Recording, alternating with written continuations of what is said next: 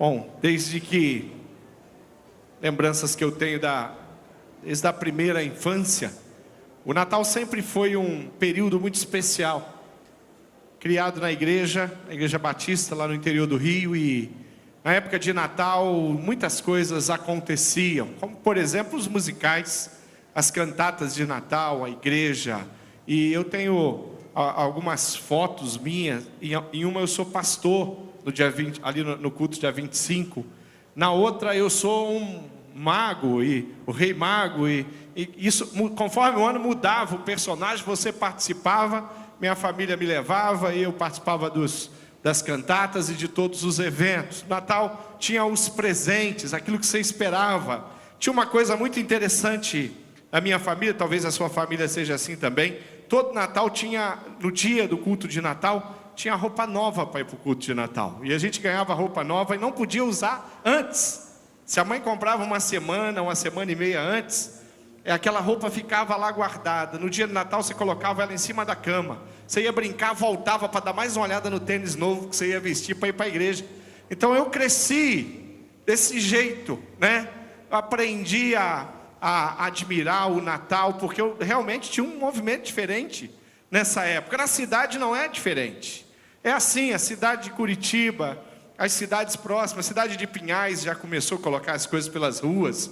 E por onde você anda, você vai ver aquelas luzes, as árvores e os Papai Noéis e tudo, todas as coisas que para a cidade representam um Natal. Então existe um movimento diferente, mesmo que esse movimento esteja muito mais hoje, o investimento maior seja do comércio, que tem um grande interesse de atrair, de chamar, de fazer a melhor decoração, para que a população inteira vá lá para ver a casa do Papai Noel, o não sei o que dos ursinhos, e todas as coisas que são estabelecidas aí pela cidade.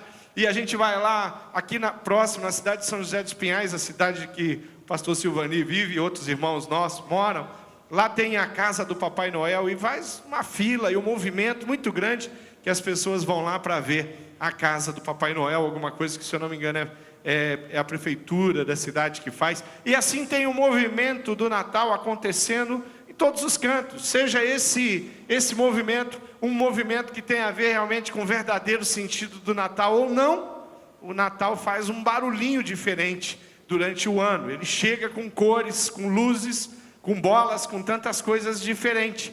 Mas eu queria chamar a tua atenção, o livro de Lucas, no capítulo 2, eu queria tratar especificamente sobre uns personagens aqui no Natal, onde aquela criança surge, onde o Filho de Deus então vem ao mundo. E eu queria ler o trecho de Lucas, no capítulo 2, no versículo 8 até o versículo 20. Queria que você abrisse a sua Bíblia, você tem aí o esboço da mensagem, onde você pode preencher e assim participar melhor. Vamos tentar estudar e entender e tirar algumas informações desse trecho. Esse não é o único trecho da Bíblia que fala do Natal, tem outros textos. Aqui nós já estamos numa segunda etapa, já passou o anúncio dos anjos a Maria e tantas coisas que acontecem, que a Bíblia tem tantas profecias na Bíblia a respeito desse fato, desse acontecimento, desse bebê e dessa criança, aonde nós vamos ler o relato aqui. Lucas capítulo 2, versículo 8 até o versículo 20, diz assim: naquela região havia pastores que estavam passando a noite nos campos, tomando conta dos rebanhos de ovelhas. Então um anjo do Senhor apareceu, e a luz gloriosa do Senhor brilhou por cima dos pastores.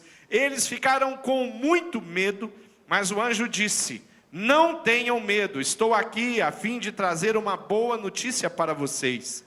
E ela será motivo de grande alegria também para todo o povo. Hoje mesmo, na cidade de Davi, nasceu o Salvador de vocês, o Messias, o Senhor. Esta será a prova: vocês encontrarão uma criancinha enrolada em panos e deitada numa manjedoura.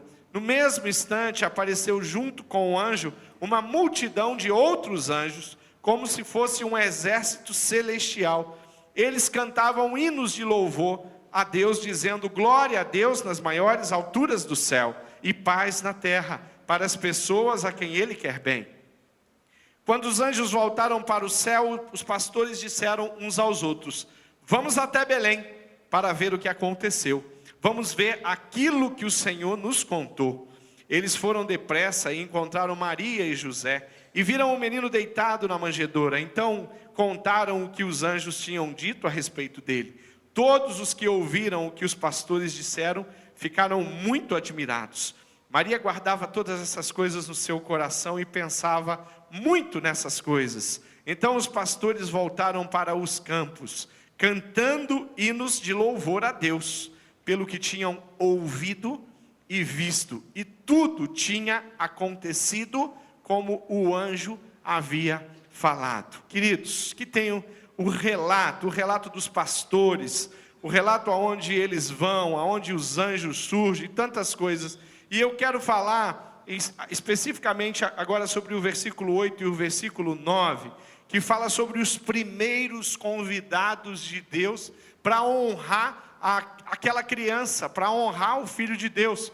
Interessante a gente pensar que Deus revela então a Maria fica grávida, concebida pelo Espírito Santo, e esse bebê vai nascer, e Deus começa a se mobilizar, e Ele começa a preparar a pessoas para estarem com Jesus, e dentre essas pessoas nós vamos encontrar os primeiros convidados, que vão estar ali com Jesus, que vão chegar para reverenciar Jesus, para conhecer o menino Jesus, e esses primeiros convidados são pastores. Quem são esses pastores? São pastores de ovelhas. Os pastores eram pessoas marginalizadas pela sociedade. Não era uma profissão tão digna ser um pastor, apesar de ser uma profissão muito comum, onde muitas pessoas eram envolvidas com isso. Trabalhavam, ganhavam o seu sustento cuidando de ovelhas. O problema é que a maneira como aquele povo via os animais, a maneira como eles colocavam animais como imundos. Então, uma pessoa que está cuidando de animais, ela acaba sendo vista como alguém que também tá suja, ela se envolveu com aquilo que é impuro. Então, há uma certa impureza na vida dessas pessoas. Então, receber uma pessoa que vive, que dorme, inclusive, que é bem isso que acontecia com os animais, na sua casa, não era uma coisa que você gostava de fazer, né? De repente você limpa toda a casa, alguma coisa assim, aí chega aqueles homens que cuidam dos animais, e que inclusive dormem com os animais, e que buscam os animais. Então normalmente são pessoas que têm na sua própria veste sujeira. Isso criava um ambiente para com a sociedade de repúdio a esses homens. Então nós vamos ver que Deus convida os pastores. A sociedade tem uma certa dificuldade. Deus convida para vir reverenciar Jesus como primeiro convidado aqueles que a sociedade repudia. Deus convida para estar com Jesus aqueles em que as pessoas, a sociedade, a religião em si está vendo como pessoas que têm uma certa impureza por conviver com os animais. Então nós vemos aqui algo que chama a nossa atenção da vinda de Jesus, entender por que Jesus veio, para que Jesus veio. Jesus veio para quem? Para estar com quem? Para salvar quem? Jesus veio para salvar aqueles que haviam se perdido. Veio para os aflitos, veio para os marginalizados, veio para aqueles que de alguma forma foram, a sociedade os rejeitou. Jesus veio para estar com pessoas que muitas vezes a sociedade trata com indiferença. Sabe por quê? Porque o coração de Deus é um coração que é totalmente desprovido de qualquer preconceito que nós, humanos, conhecemos e provamos muitas vezes. Quando nós pensamos em convidar alguém para um evento, normalmente o nosso coração vai convidar quem? Pessoas que de alguma forma pode trazer alguma vantagem para aquilo que nós estamos fazendo. Muitas vezes, nas empresas onde eu trabalhei, eu tive que organizar alguns eventos, alguns lançamentos de produtos na cidade. Esses nomes eram escolhidos a dedo. Eles eram separados. Nós montávamos uma lista de pessoas, de empresários, de pessoas influentes na cidade. E depois nós dávamos uma lista, aquela lista era bem maior do que o número de pessoas que nós poderíamos trazer e colocar naquele hotel, naquele evento. E nós íamos escolhendo e pensando no grau de influência que aquelas pessoas poderiam trazer para a empresa, de benefício, e que futuramente aquilo traria recursos, negócios, contratos. E nós começávamos a olhar aquela lista e falava, esse aqui eu acho que não. Personalidade desse empresário, esse cara vai vir aqui, vai. E nós ficávamos ali separando as pessoas para escolhermos os que nós entendíamos que eram os melhores. Alguns casais, alguns noivos, cometem o erro quando vão preparar o seu casamento, em escolher os seus padrinhos, em função da situação financeira dos padrinhos, pelo aquilo que o padrinho pode oferecer, o presente. E eu já testemunhei e já vi isso acontecer, e até mesmo questionar por que esses padrinhos, como que vocês escolheram. Quando nós caminhamos com os noivos aqui, uma das coisas que nós conversamos com eles é como escolher os padrinhos, porque os padrinhos são pessoas que fazem parte de fato da nossa vida, da nossa história, são pessoas em que eu estou definindo, que inclusive vão continuar abençoando, fazem parte do meu relacionamento, vão contribuir para o meu crescimento, como homem, como mulher, como esposo, como esposa. Então tem muitas coisas, pessoas que fazem parte da história. Então, para convidar alguém para ser padrinho do meu casamento, eu preciso olhar, e essa pessoa tem de fato que ter feito parte da minha história. Então eu convido, às vezes, um casal de tio, que é como se fosse meu segundo pai, minha segunda mãe. Eu convido aquele casal de amigo que tem caminhado comigo, com a minha noiva. E eu não simplesmente pego naquela lista de padrinho e coloco pessoas em que vão me trazer algum tipo de benefício momentâneo. Quem sabe um presente melhor do que aqueles outros que realmente fazem parte, que realmente deveriam ocupar essa posição na minha cerimônia de casamento. Então, às vezes, os noivos podem cometer o erro de fazer essa escolha de forma errada. Escolher pessoas influentes. Será que o Deus Criador de todas as coisas não conhecia todas as pessoas influentes que poderiam, ao longo da história de Jesus, proteger Jesus?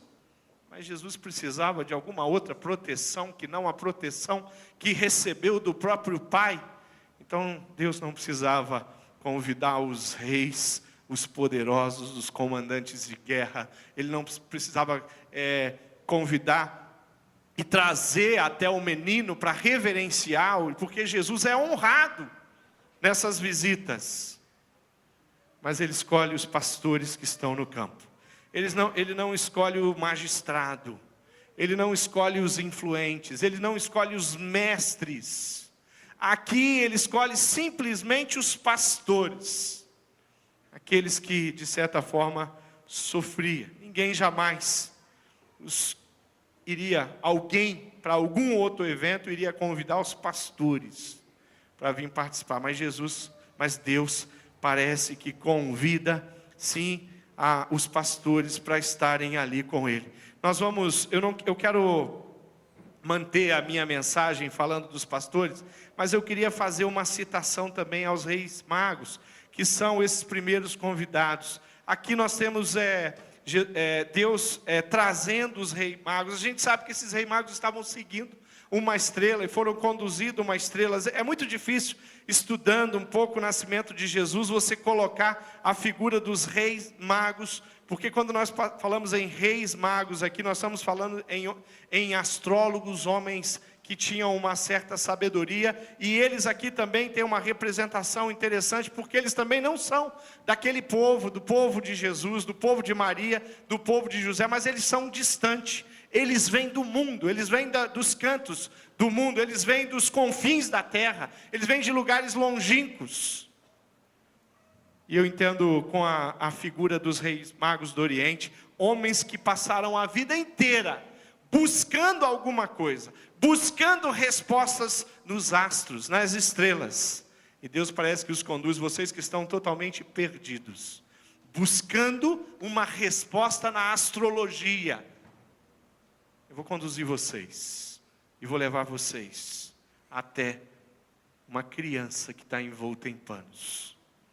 Mas como a gente começa a analisar e ver o quanto é distante a figura dos pastores para a figura dos reis magos, o quanto é diferente a maneira, o estilo de vida, o jeito, os propósitos. Mas uma coisa nós vamos concordar: tanto os pastores marginalizados precisavam conhecer o menino Jesus, quanto os magos que passaram a vida dele inteira, coração dele atrás dessa nostalgia toda, precisavam também conhecer Jesus. Então nós vamos ver que em Jerusalém, eles chegaram e perguntaram: onde está o rei dos judeus, recém-nascido? Se o rei era dos judeus, por que Deus não trouxe os judeus influentes, os líderes e os mestres?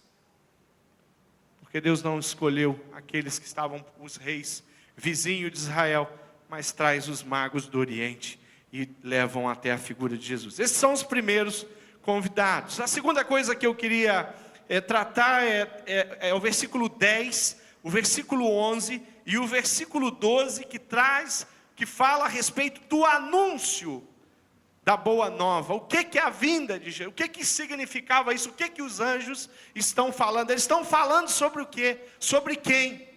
Que boa nova é essa? Eu separei 3 palavras aqui do anjo, né, que fala ali com os pastores. A primeira palavra do anjo ele já chega dizendo para aqueles pastores: não tenha medo.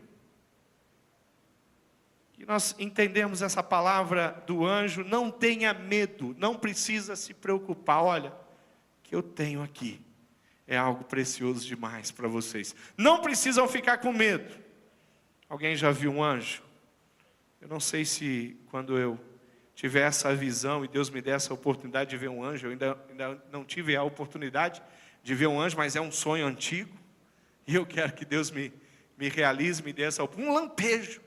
Um lampejo, de longe. Deus, me mostra de longe, que eu quero ver. E o anjo disse para ele: não tenha medo. A segunda coisa que o anjo vai falar é a respeito da alegria para todo o povo. Vai tratar ali no 10, no 11 e no 12. E a terceira palavra que eu separei é hoje. Primeiro, não tenha medo. Segunda, alegria para todo o povo. E a terceira é que é hoje que vocês vão conhecer o menino Jesus, o Messias, o Filho unigênito de Deus. Seguida vem 3 nomes para identificar quem é Jesus. O anjo anuncia sobre a criança e ele precisa explicar, é claro. Que criança que é essa? Criança, grande maioria delas é muito parecida. A gente vai visitar uma criança no hospital, a gente chega. As mulheres normalmente, quando olham a criança, já falam a cara do pai, a cara da mãe. Os homens olham, acham a cara do joelho do pai. Nunca conseguem definir. Às vezes eu chuto. E eu falo: nossa, a Beatriz é a cara do Samuel. A Márcia: não, é a cara da Angélica. Eu nunca acerto. É da Angélica? Os pés? Espera que seja da Angélica, né? Falei: entendi. Eu falei: os pés da Angélica. Queridos, às vezes eu tento falar assim: não, olha, é sua cara. Aí a pessoa fala: não tem nada de mim, é a cara do pai. Não sou bom para isso, então eu já nem tento não falar nada. Eu falo: só a criança é bonita, é linda, né? Criança recém-nascido, eles são muito parecidos. E se você colocar para mim um recém-nascido, esse aqui é o filho do Samuel, esse aqui é o filho do pastor Marcos, esse aqui, e se você me mostrar 2 semanas e trocar as crianças, eu já não sei quem é filho de quem. Confunde demais as crianças. E elas mudam o tempo inteiro, atrapalha demais o nosso entendimento. Mas era um recém-nascido, assim, igual aos outros. Mas o anjo precisa dizer quem é o recém-nascido. igual aos outros, que como criança era igual aos outros, mas representava muito. Primeira coisa que o anjo vai falar é que essa criança, o primeiro nome que ele vai usar é o Salvador. Salvador, querido, é aquele que liberta. Sumiu a minha voz aqui, ficou esquisito aqui para mim. Devolve aqui o meu retorno, senão eu vou ficar rouco. Obrigado. Aquele que liberta todos de tudo que os amarra. Os governantes daquele tempo gostavam de usar o título de Salvador, palavra soter. Quando nós entendemos que Jesus é o Salvador, e, querido, o anjo precisou ensinar e mostrar isso para aqueles pastores, que aquela criança era o Salvador. O Espírito Santo de Deus precisou me explicar isso, precisou testificar no meu coração que Jesus era o meu Salvador. O homem sozinho não tem condição, capacidade alguma de reconhecer e discernir Jesus como Salvador, se o Espírito de Deus não testificar isso no coração, se o Espírito não convencer que nós somos pecadores e precisamos de um Salvador. A segunda palavra que o anjo fala, esse é o Salvador, esse é o Cristo, que significa o ungido, o Messias, e aqueles pastores sabiam o que isso significava. Essa criança, que nasceu numa manjedoura, num coxo de animal se alimentar, numa gruta, num lugar onde os animais são guardados, é o Messias. O Messias não deveria nascer num palácio, não deveria nascer em um lugar com bastante segurança e proteção, para que ninguém chegasse perto dele, nenhum outro quisesse matar essa criança. E os anjos estão falando, bom, depois de ver o anjo e precisar da ajuda do anjo para não temer, precisa dessa explicação. Esse é o ungido de Deus, esse é o Messias, é o Filho de Deus, sim, é o futuro libertador. Eu não sei se as profecias do Antigo Testamento já haviam tido condição de explicar e de fazê-los entender que Messias e filho, seria um Filho de Deus, não um homem com muito poder simplesmente, mas seria o próprio Deus que desceria para viver entre os homens. Mas ele explica a palavra, ele fala a respeito de Jesus como Cristo, ele fala a respeito de Jesus como Senhor, também uma palavra conhecida, porque aquele povo, aqueles pastores, quando se retratavam de Deus, eles usavam a palavra Senhor. Mas essa criança é Senhor? O nome que nós damos ao próprio Deus? Isso, o anjo está explicando. O anjo precisa explicar isso. Esse que você está vendo, cidade de Davi que nasceu, ele é o Salvador, ele é o Messias, ele é o Senhor. Está no versículo 11, toda essa informação. São os 3 maiores títulos que aqueles homens poderiam imaginar e conheciam na época. Os 3 títulos mais importantes que uma pessoa podia receber, mesmo um humano, um rei dos judeus ou qualquer outra figura de autoridade. Dizer que em um bebê tinha o título de Salvador, de Cristo e de Senhor, estava apontando para quem de fato era aquela criança. E o anjo lhe diz, atenção, tem um sinal, você vai encontrar um menino deitado num barraco, numa gruta, num lugar onde eles guardam animais, lugar de pobreza, de pessoas que não têm aonde ficar, de pessoas que não têm família, de pessoas que estão de alguma forma marginalizadas. É lá que vocês vão encontrar essa criança envolto em pano. Querido, só um anjo para poder dizer isso e aqueles pastores acreditar. Mas a figura do anjo, nós vamos ver a misericórdia de Deus sobre a vida daqueles pastores, o sobrenatural que envolve essa história, o anjo que aparece para falar, os outros, a multidão de anjos que glorificam a Jesus, que honram a Jesus ali daquela forma, para fazer com que aqueles pastores entendessem e se direcionassem para lá, para conhecer essa criança. A outra coisa que eu quero citar, no versículo 13, versículo 14, é sobre a glória que eles citam aqui. Diz: no mesmo instante apareceu junto com o anjo uma multidão de outros anjos, como se fosse um exército celestial. E sabe o que os anjos diziam? Glória a Deus nas maiores alturas do céu. O que está acontecendo aqui no versículo 13, no versículo 14, é sobre a glória de Deus, a glória de cima dos céus, que agora está revelada na terra, e está produzindo, sabe o quê? E veio para produzir, sabe o quê? Paz, aqui embaixo. Se tem um lugar que precisa de paz, é o lugar aqui onde nós vivemos. Se tem um lugar que precisa compreender a história do Natal e a história de Jesus, é a cidade onde eu vivo, é o país onde eu vivo, é o planeta onde eu vivo. Se tem alguém que precisa de paz, são as famílias que moram perto da gente, ali do ladinho. Sabe onde a sua célula se reúne? Ali em volta. Tem famílias que precisam conhecer essa glória de Deus, a glória dos céus, que pode produzir paz aqui embaixo. Uma multidão de anjos diziam isso. A multidão de anjos cantava, glorificava. Primeiro diz que acontece no mundo lá de cima. Depois eles falam o que essa criança vai promover aqui no mundo, aqui embaixo. Paz na terra aos seres humanos que Deus tanto ama. Queridos, quando nós pensamos em um coração sem paz,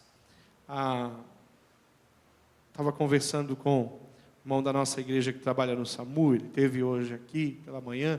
Eu estava conversando com ele estava me falando sobre uns relatos aí da madrugada. E ele estava me falando sobre, aqui bem próximo, na nossa região, a região de trabalho dele, é essa regional Boa Vista.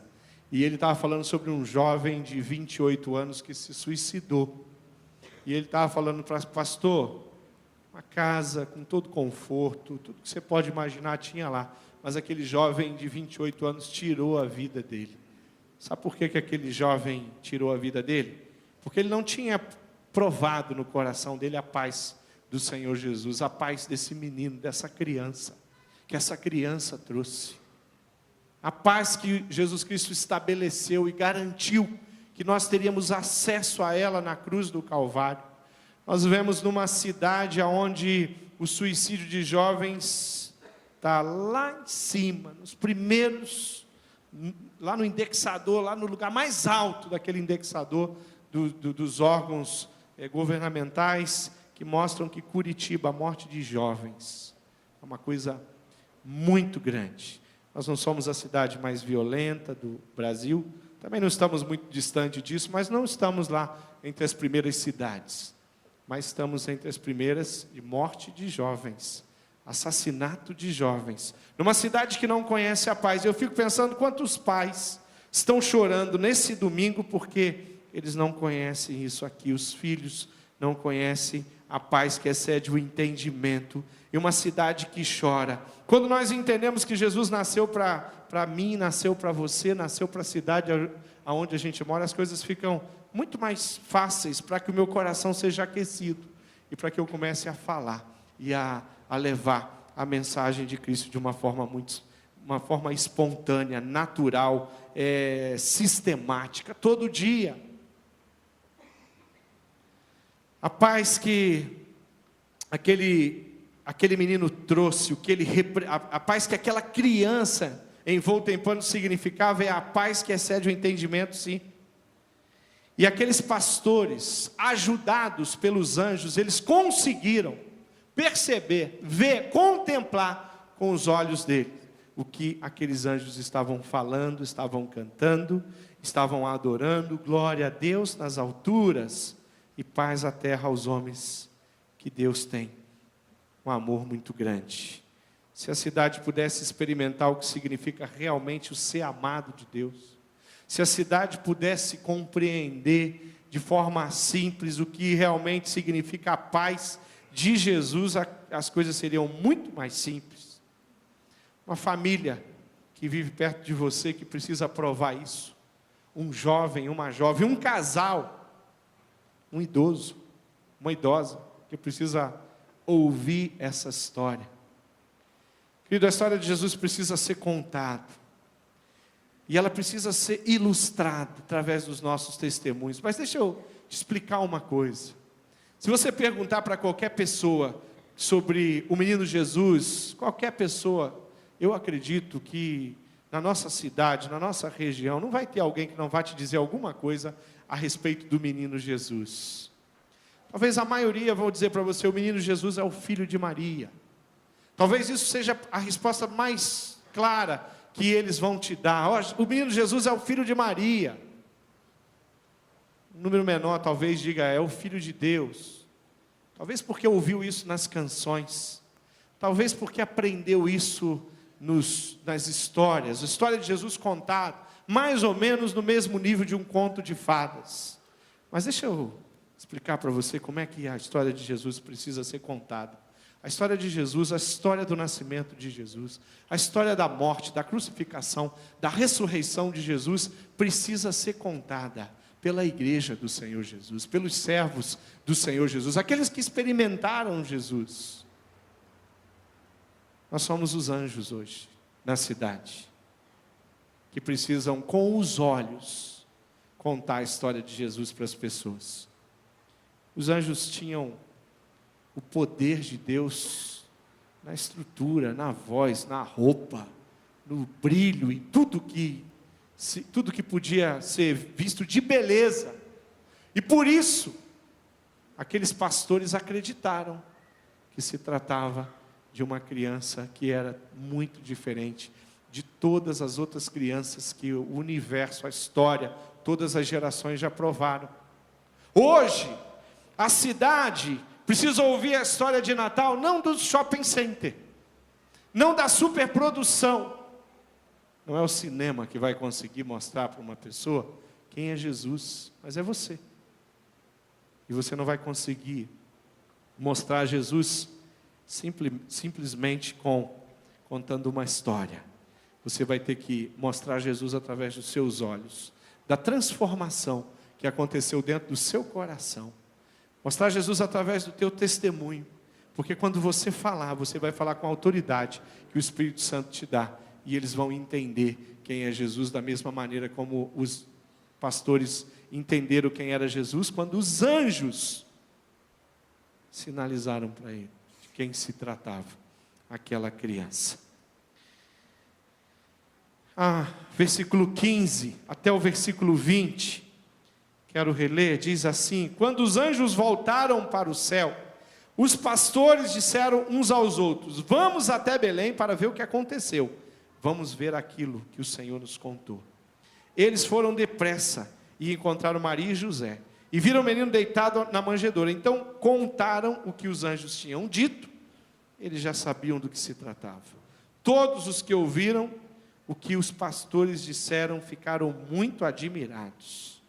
Você ficaria admirado com esse relato dos anjos? Imagina a dificuldade daqueles pastores para tentar expressar para Maria e José o que eles viram. Maria tinha visto um anjo também. José também tinha se encontrado com um anjo.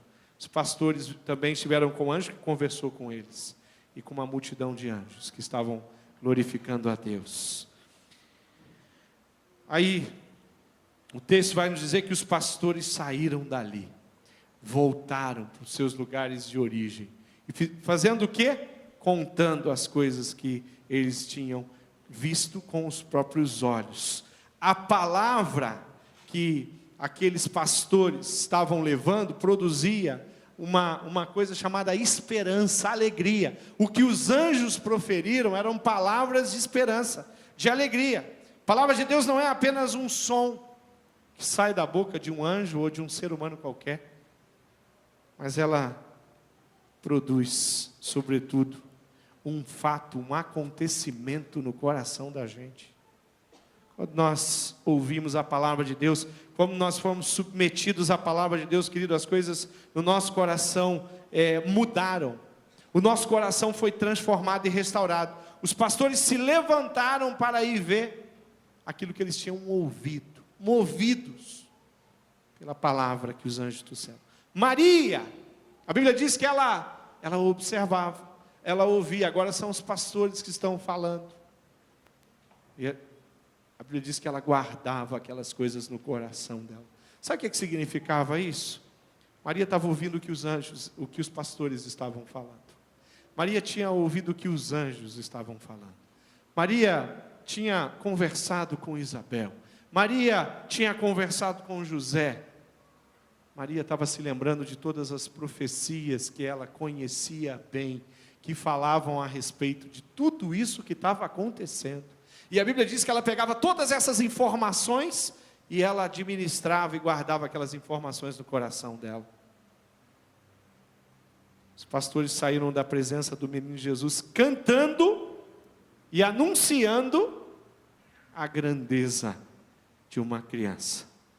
Deus, de uma forma inimaginável, envia seu filho e tudo, exatamente tudo, no planeta Terra e no universo, ganha uma dimensão diferente, com a presença de Jesus Cristo. Queridos, eu queria levar você a entender que a vida daqueles pastores nunca mais foi a mesma, depois que eles contemplaram com os olhos deles aquela criança. Eu queria que você entendesse que a vida de uma pessoa que consegue entender o valor de Jesus Cristo nunca mais vai ser a mesma. Nunca mais é a mesma. Porque que quando Jesus entra na história, ele muda a história de uma forma muito especial. Às vezes a gente ouve os testemunhos e as pessoas, elas falam: olha, a minha vida antes de Jesus era assim. Depois de Jesus mudou.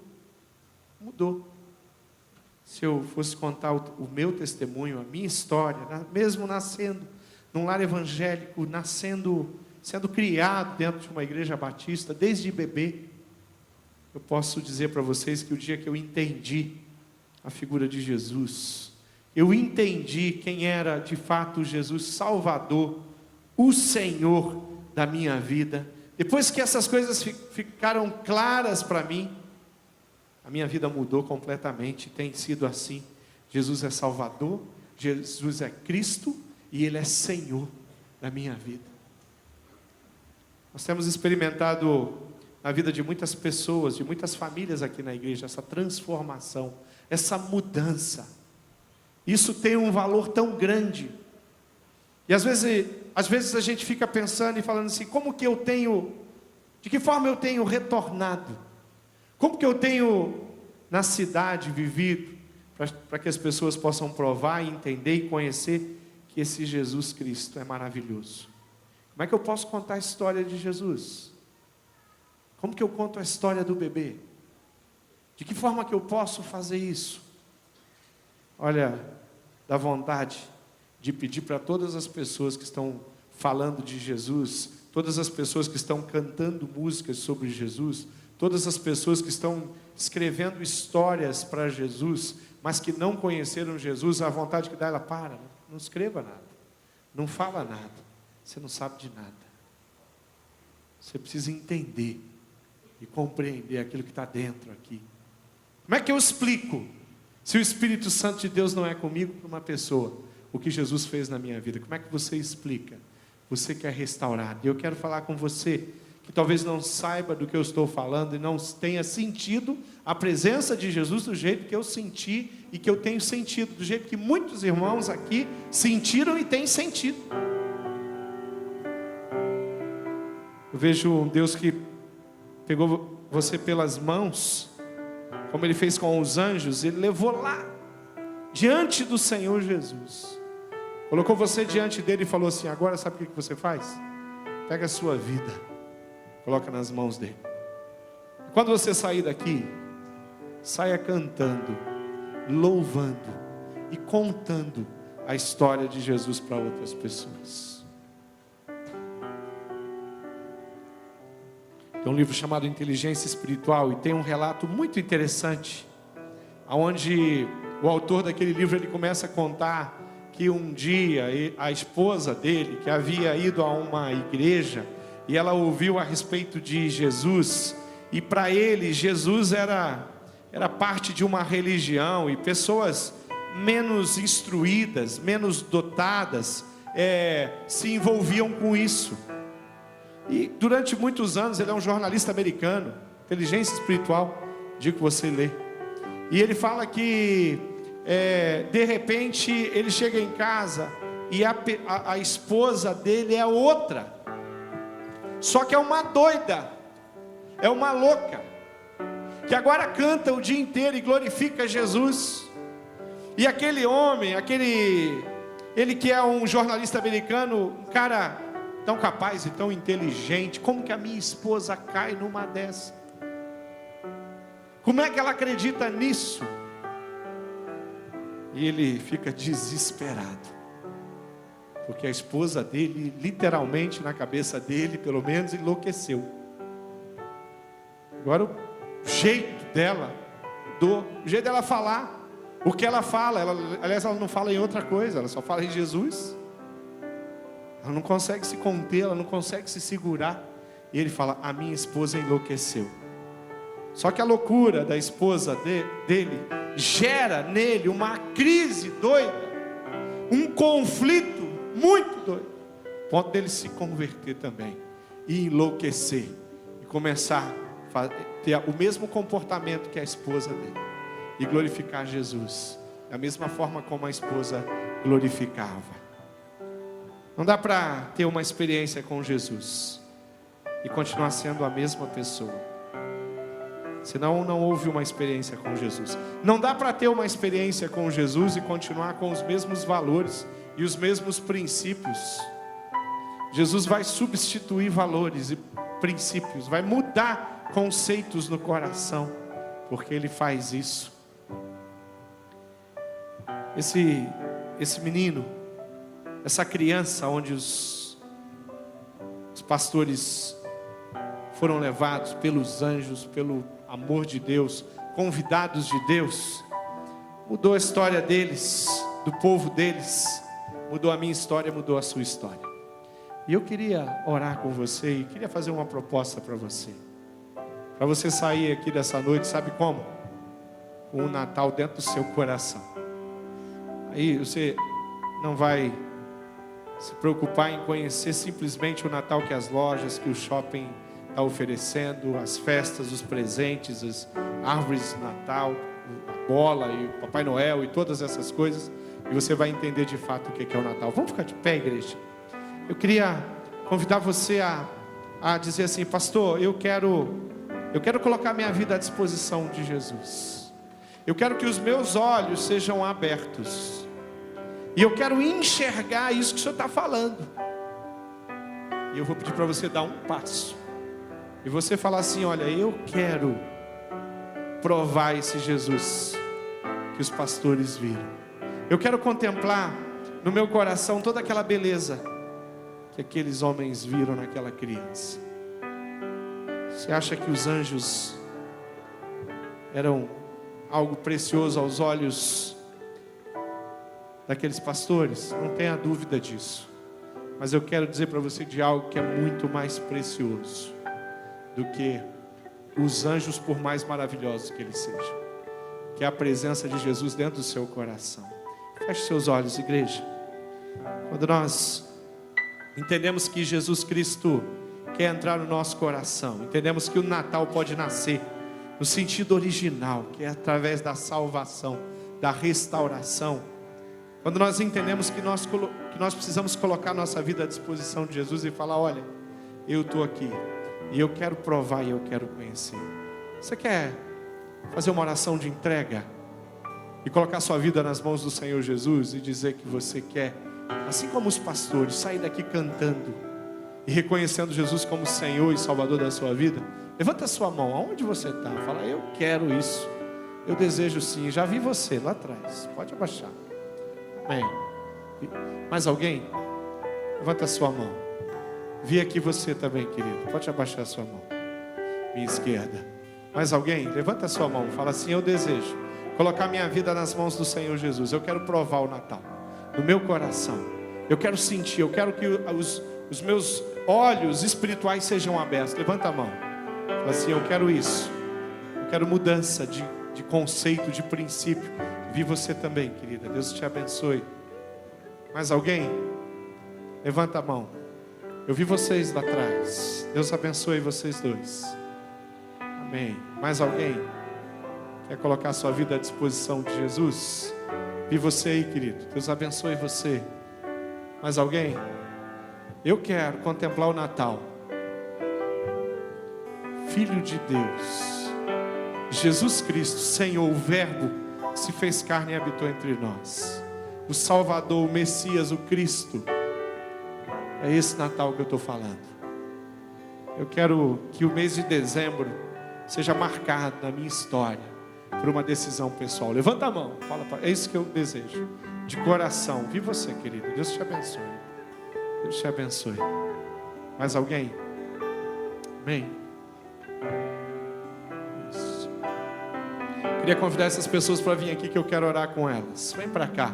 Vocês que receberam, jovens lá, o casal aqui, ali, vem aqui na frente. Vem com a gente aqui. Mas eu quero fazer um outro desafio também. Além dessas pessoas que eu vou orar com elas, porque elas estão colocando a vida dela à disposição de Jesus. Os meninos estão vindo lá, auxilia eles, vem com eles. Coragem, fala, vem para cá. Coloca a sua vida aqui diante do Senhor. Faz isso, um passo de coragem, mas que muda tanta coisa na minha história. E eu quero fazer um outro desafio também. Tem gente que já fez, já tomou essa decisão, já colocou a sua vida à disposição de Jesus, mas tem vivido em frieza. Pastor, meu coração não está aquecido. O Natal, nós já entramos no mês de janeiro, mas o Natal ainda não mexeu com o meu coração. A lembrança do menino Jesus, a história do Natal, não produziu e não aqueceu o meu coração. E eu quero me reconciliar com esse Deus. Eu quero abandonar o pecado. Eu quero viver de forma que o meu coração seja entregue e glorifique. Eu quero sair daqui cantando. Eu quero sair daqui com o coração aquecido. Eu quero sair daqui com o coração cheio, farto da presença de Deus. Vem para cá. É isso que você quer? Levanta sua mão e fala, pastor, é comigo aqui, ó. Eu preciso de ter o coração reavivado. Eu quero sentir o amor de Deus no meu coração. Eu quero ter paixão pelas almas perdidas. E está faltando isso. Quero orar, mas eu não consigo. Estou longe da presença de Deus. Eu quero que o seu Natal seja muito especial. Então vem para cá. Eu quero orar com você também. Chega de viver um cristianismo sem a figura do poder de Deus, sem o Espírito de Deus movendo, aquecendo o coração. Então vem para cá que eu quero orar contigo também. Sei que Deus quer abençoar você. Deixa nada te segurar aí, querido. Vem para cá porque nós vamos orar e eu sei que Deus vai aquecer o seu coração de uma maneira muito especial. Eu quero sair daqui adorando o Senhor Jesus. Eu quero voltar cantando louvores ao Senhor. Eu quero que as pessoas olhem para mim durante a semana e elas percebam que tem um brilho nos meus olhos, que não é meu, é do Senhor, é da presença de Deus, é do Espírito Santo de Deus. Vamos orar, igreja. Vamos orar. Já que os pastores cantaram, vamos cantar também esse cântico que é tão precioso, lindo. Deus abriu mão da glória dele e veio habitar conosco como homem, viveu aqui como homem. E esse Deus tremendo que tem o nome sobre todo o nome. Vamos adorar. Feche os seus olhos, igreja. Levanta a sua mão e glorifique esse Deus. Semelhante a um homem, e semelhante a um homem, se esvaziou, servo tornou. Jesus foi humilhado, hein? Esse mesmo se humilhou, e como filho obedeceu até a morte de cruz. Glorifique ao Senhor.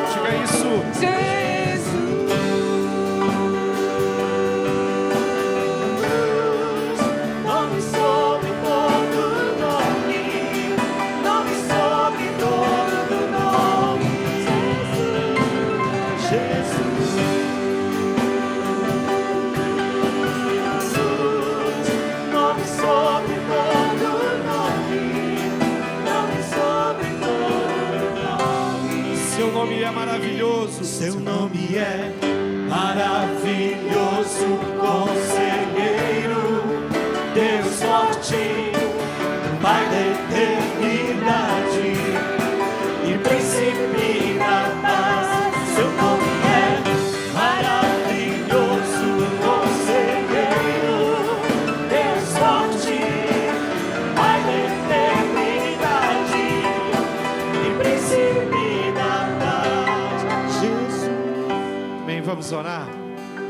Feche seus olhos aí, querido, e continue adorando o Senhor, porque o nome do Senhor Jesus é tremendo, é poderoso. Ele é o maravilhoso conselheiro, sim, na minha vida, na sua vida. Ele é Deus forte, soberano, poderoso. Ele é o príncipe da paz, Ele é o rei dos reis, o Senhor dos senhores.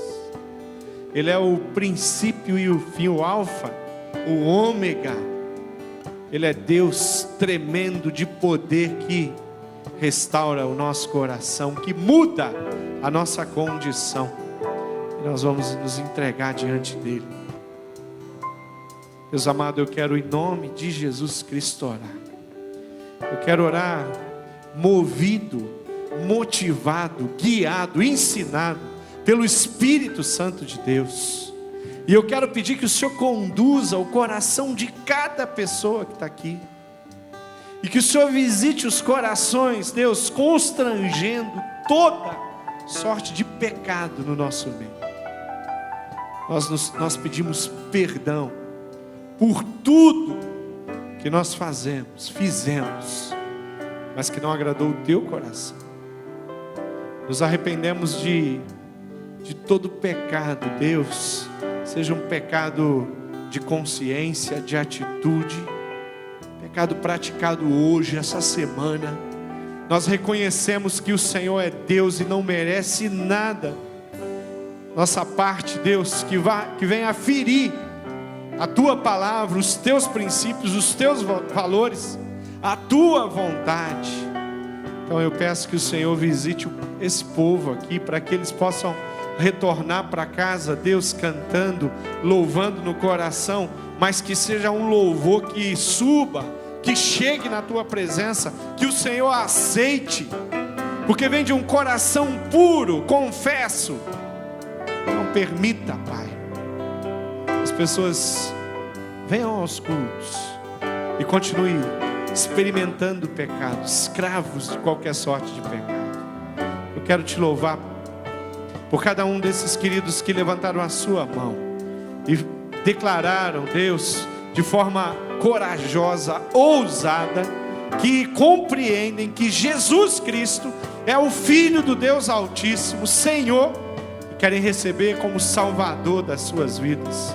Então visita os meus irmãos queridos, cima e embaixo, sela o coração deles com o Espírito Santo de Deus, e que a partir de agora as mudanças comecem a acontecer numa proporção tão extraordinária, que a família, os amigos, os cônjuges, os colegas de trabalho, os vizinhos possam perceber que dentro deles existe um menino que nasceu em Belém e que cresceu e que foi submetido à cruz e à morte, a sofrimento, mas que ressuscitou no terceiro dia e vive e reina. Pai, muito obrigado. Muito obrigado pela história linda do Natal, que muda a nossa história. Muito obrigado por salvação. Muito obrigado pelos pecados perdoados. Obrigado pela restauração que nós não temos condição de fazer, que o Espírito Santo produz. Obrigado pela regeneração, pela justificação. Obrigado porque o Senhor é o Deus que abre os nossos olhos para que nós possamos ver a Tua glória, Pai.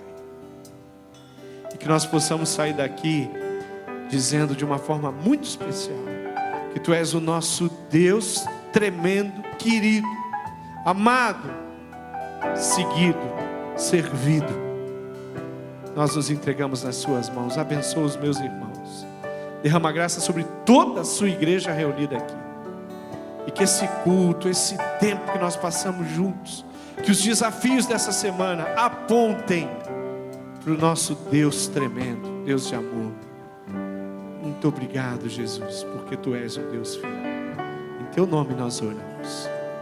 Hoje e sempre nós vamos Te adorar. Aqui na terra e lá no céu, na Tua presença, nós estaremos contigo todos os dias para todos sempre.